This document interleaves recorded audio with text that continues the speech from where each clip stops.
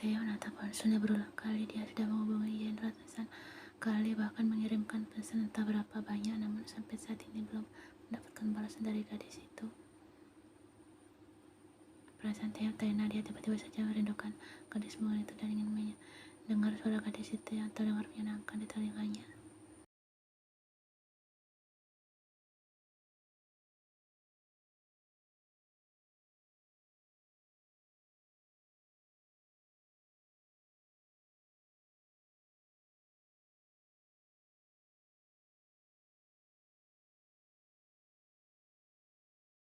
Tidak ada pilihan lain selain Taeyong yang pergi menuju kedai pangsit untuk bertemu dengan Yen. Sungguh perasaannya benar-benar tidak enak dan dia ingin segera bertemu dengan gadis itu sekarang juga.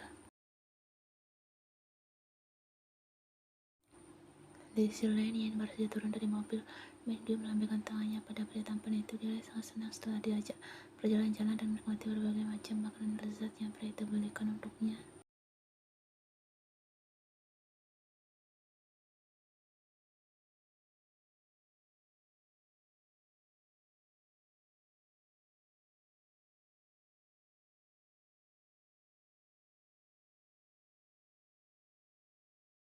Dia melihat Yen terdiam seolah paham dengan apa yang gadis itu pikirkan.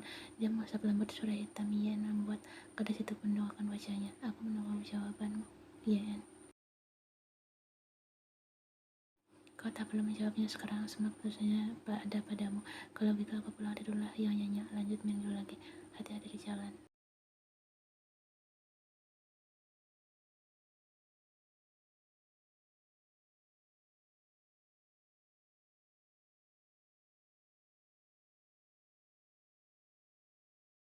Ia hanya tidak menyangka jika selama dia sudah tertipu, dia hanya tidak mengetahui apa yang telah dia lakukan kini telah merugikan dirinya sendiri.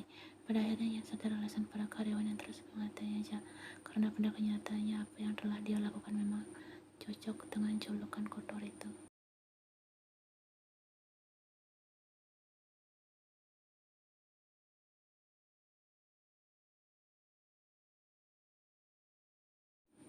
Tanpa ia sadari, air matanya keluar membasahi pipinya. Ian meremas bajunya. Ian bodoh, seandainya dia tahu tidak mungkin akan menerima tawaran Taeyong. Lebih baik Ian tidak mendapatkan pekerjaan dibandingkan harus mendapatkan gelar sebagai Ian. Kepala Taeyong terdongak, matanya melebar terkejut saat melihat siapa yang kini berdiri di depannya.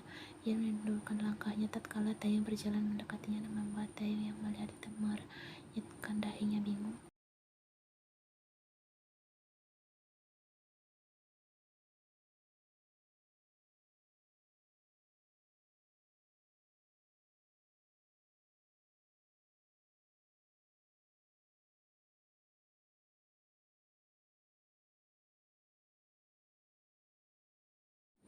Taeyong mengernyitkan dahinya bingung. Apa maksudmu? Kau menipuku. Kau bilang padaku jika kau mengalami geger otak. Tapi sebenarnya itu hanya akal-akalanmu saja agar aku menjadikan kau jahat. Sontak jantung Taeyong berdetak lebih cepat. Bukan perasaan berdebar, tapi perasaannya takut saat mendengar apa yang baru saja Ian katakan.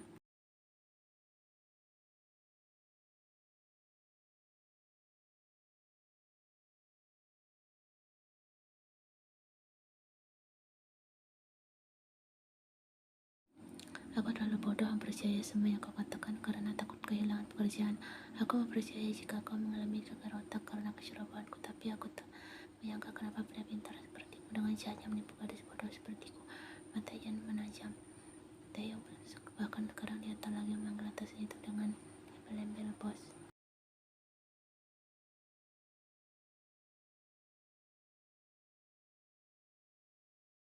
Apa yang perlu ku dengar? Apa tentang menipuku dan menjadikanku sebagai pemuas nafsumu? Aku mempercayaimu saat kau mengatakan bahkan itu hal lumrah yang bisa dilakukan dengan siapapun, tapi sebenarnya yang kita lakukan adalah perbuatan kotor, karena yang bisa melakukan itu adalah pasangan suami istri yang memiliki kata sah di mata hukum dan agama. Kau menipuku, Taeyong, kau jahat.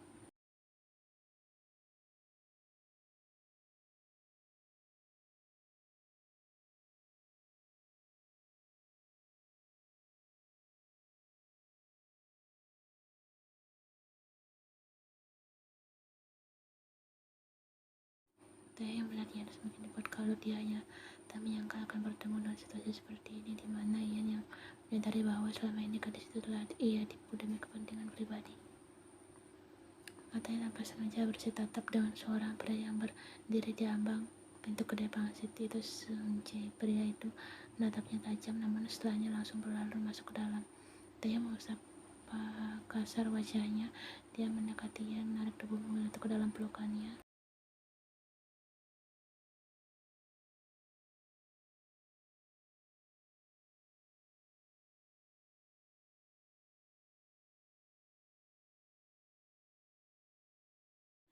Mendengar itu membuat tangan Xian semakin pecah. Gadis itu memukul kuat tubuh Taeyong. Taeyong tak menolak.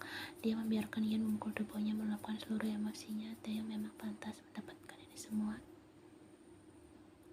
Jadi benar-benar perasaan tidak enak dia rasakan tadi adalah ini. Di mana Xian yang mengetahui jika dirinya telah ditipu oleh Taeyong. Maafkan aku benar-benar minta maaf, bisik Taeyong mengucap surai hitam Xian. Tangannya kian erat memeluk tubuh Mungil Xian.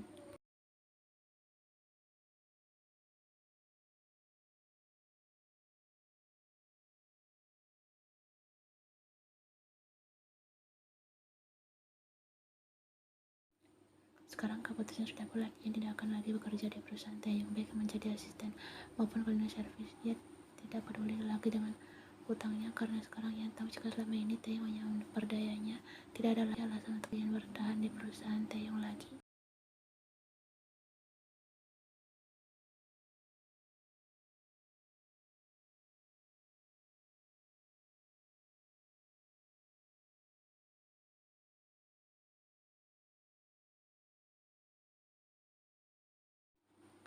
Sungjin menghela nafas pelan melihat Yen yang terduduk termenung seorang diri dalam kamarnya. Gadis itu tampak kacau, wajahnya terlihat pucat dengan mata bengkak dan air mata yang tak berhenti turun dari pelupuk mata. Rasanya Sungjin benar-benar ingin mengajar pria sialan itu jika dia tidak ingat bahwa pria sialan itu adalah atasannya. Ia benar-benar kacau, bahkan gadis itu menolak makan sarapan paginya sejak kejadian di mana Sungjin mendapati Yen bertengkar.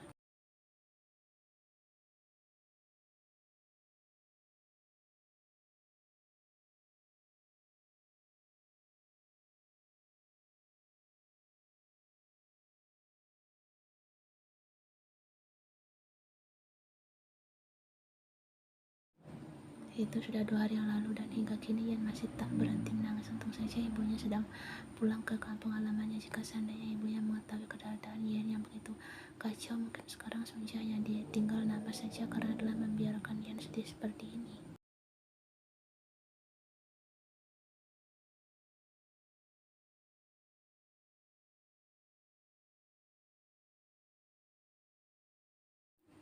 Tidak ada respon, bahkan gadis itu terlihat enggan untuk menoleh ke arahnya. Yen mengusap air matanya, menatap lurus keluar jendela. Dia masih terbayang akan kegiatan tercela yang pernah dia lakukan dengan Taeyong dan tentang betapa bodohnya Yen tertipu. Yen, opa pergilah, aku tidak lapar. Kau belum makan, Yen, kau harus makan, nanti kau akan sakit. Opa, aku mohon.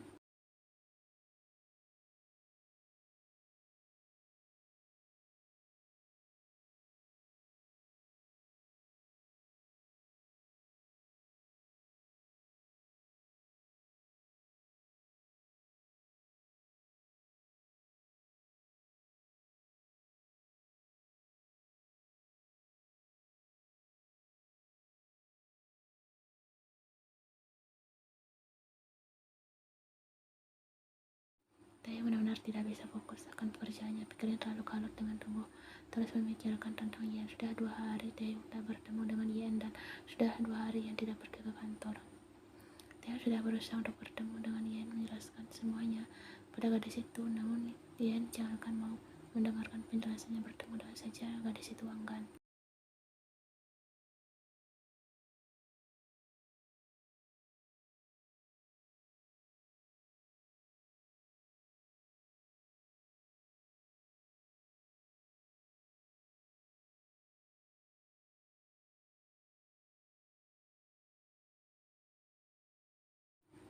Mendengar itu, Kai sedikit terkejut. Dia tidak hanya menyangka Yen akan mengetahuinya secepat ini. Memang Kai sudah bisa menebak jika cepat atau lambat Yen pasti akan tahu, namun Kai tidak berpikir akan secepat ini. Kau sudah menebak jika ini akan terjadi. Memang cepat atau lambat Yen akan mengetahui jika selama ini kau hanya memperdayainya. Mendengar perkataan terdiam, aku menyesal Kai, sungguh aku sangat menyesal, lirihnya.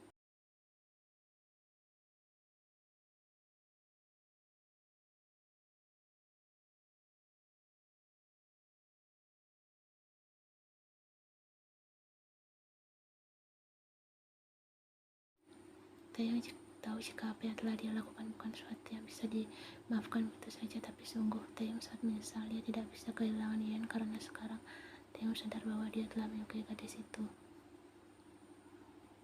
Memang awalnya perasaan yang dia rasakan pada Yen hanya nafsu semata, tapi seiring berjalannya waktu, Taeyong menyadari jika kini dia menginginkan Yen menjadi miliknya seorang.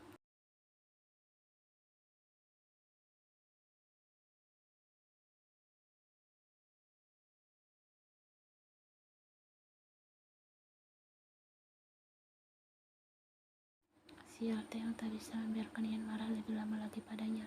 Dengan tergesa, Taeyong bangkit dari duduknya membuat Kai yang melihat atasnya itu mengerjapkan matanya bingung. Kau mau kemana?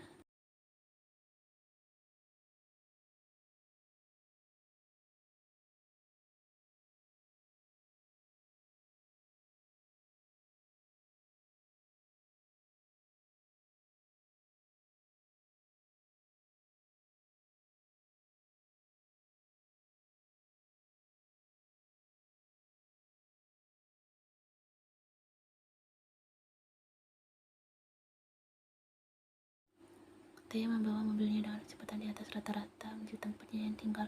Sungguh sejak malam pertengkaran mereka, Taeyong selalu merasa tidak tenang. Dia takut akan segala kemungkinan yang akan terjadi, meskipun apa yang dia takutkan kini telah terjadi. Taeyong dengan tergesa mematikan mesin mobilnya. Begitu mobil mewahnya berhenti tepat di depan kedai pangsit tempat Yen tinggal. Dengan segera dia keluar dari mobil mewahnya berjalan menuju kedai pangsit yang tertutup. Taeyong mengambil ponsel dan menghubungi Yen walaupun dia tahu apa yang dia lakukan sia-sia karena Yen tidak akan mengangkat satupun panggilannya. Taeyong mengetuk keras pintu kedai pangsit di depannya dengan ponsel yang masih senantiasa menghubungi gadis itu.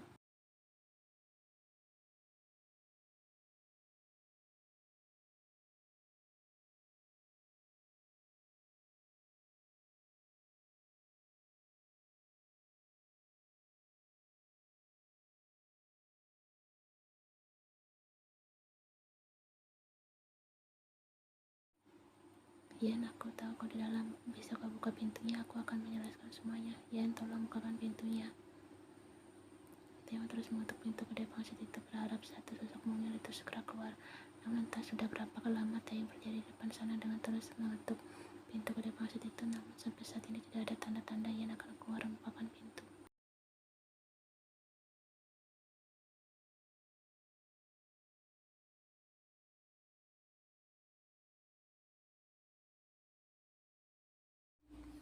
Sedang di sisi lain, Yen yang melihat Taeyong yang berada di bawah mengepalkan kedua tangannya kuat dengan isakan yang sedari tadi dia tahan agar tidak keluar dari bibirnya.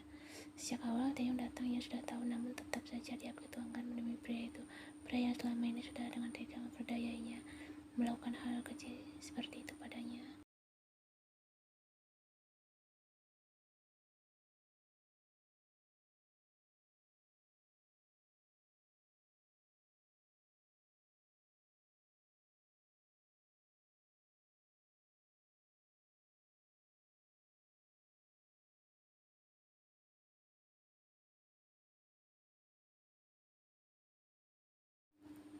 Kai yang melihat Taeyong kembali dengan wajah muramnya segera menghampiri pria itu. Dia menatap khawatir Taeyong yang terlihat begitu berantakan, tidak seperti biasanya. Kau dari mana saja?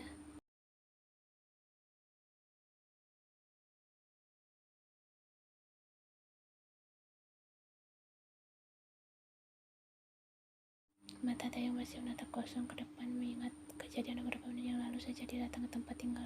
Ya, entah sudah berapa lama Taeyong berada di sana. Hanya saja dia hendak kembali menuju mobilnya.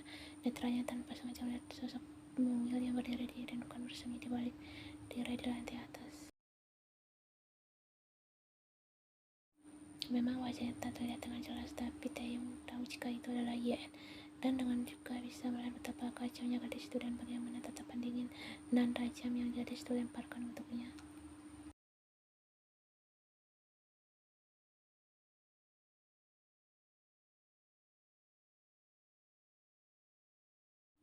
Taeyong menoleh menatap Kai bingung. Aku akan bertemu dengan Yen dan menjelaskan semuanya.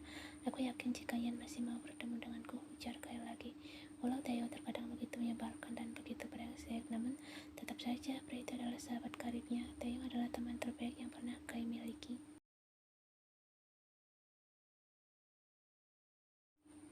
Kai Kay bahkan tak pernah melihat Taeyong bersikap seperti ini karena seorang wanita, dan Ian adalah wanita pertama yang merasa membuat Taeyong terlihat kalut seperti ini.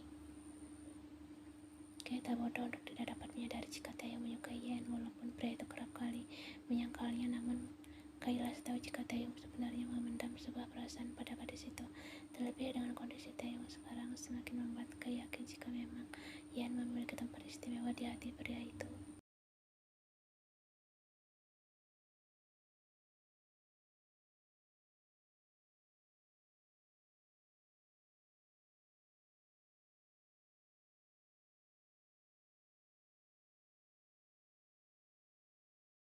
Kau tak perlu melakukan itu, aku akan menjelaskannya sendiri. Itu kesalahanku. Seluruh Taeyong lagi-lagi mengesar wajahnya. Kau tak akan bisa menjelaskannya, karena aku yakin kau tak akan pernah mendapatkan kesempatan untuk menjelaskannya lagi.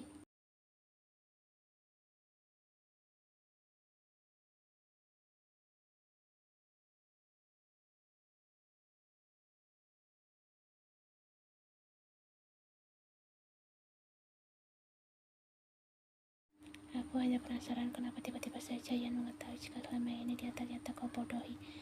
Lagi perkataan Kay membuat Taeyong bungkam, namun kali ini dengan kedua alisnya yang bertahu tanpa memikirkan sesuatu.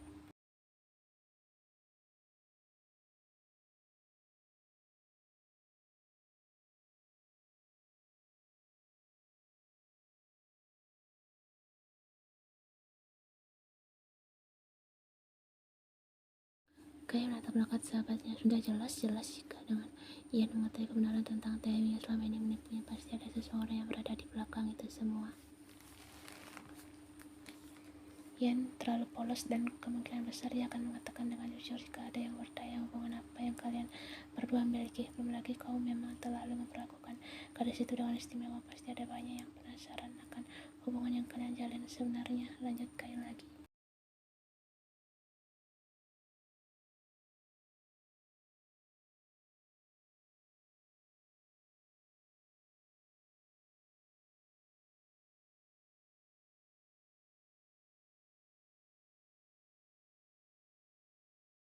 Aku curiga jika itu Minju.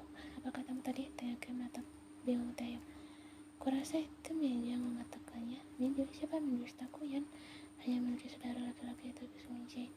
Kau tahu teman yang baru-baru ini dekat dengan Ian? Pria itu Minju, rival bisnis kita. Aku tahu bagaimana ceritanya mereka bisa bertemu, namun yang jelas aku bisa melihat jika Minju tertarik pada Ian.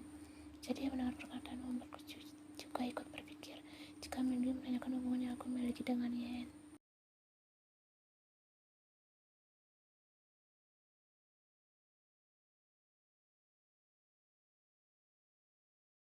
Kali ini giliran Kay yang terdiam begitu mendengar penjelasan Taeyong. Kay hanya tidak menyangka jika Minju juga menyukai Ian. Sungguh, bukankah pertempuran sengit akan terjadi jika kedua orang hebat di dunia bisnis menyukai satu wanita yang sama?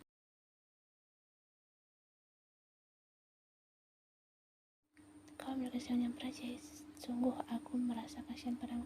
Sepertinya kau sudah kalah sekarang jika sainganmu itu adalah Minju. Melihat bahwa sekarang ia adalah begitu membencimu, aku tak yakin jika Ian masih mau denganmu. Lagi pula, menurutku Minju jauh lebih tampan dibandingkan kau. Pria itu sangat seksi, bukan Kay tanpa sadar.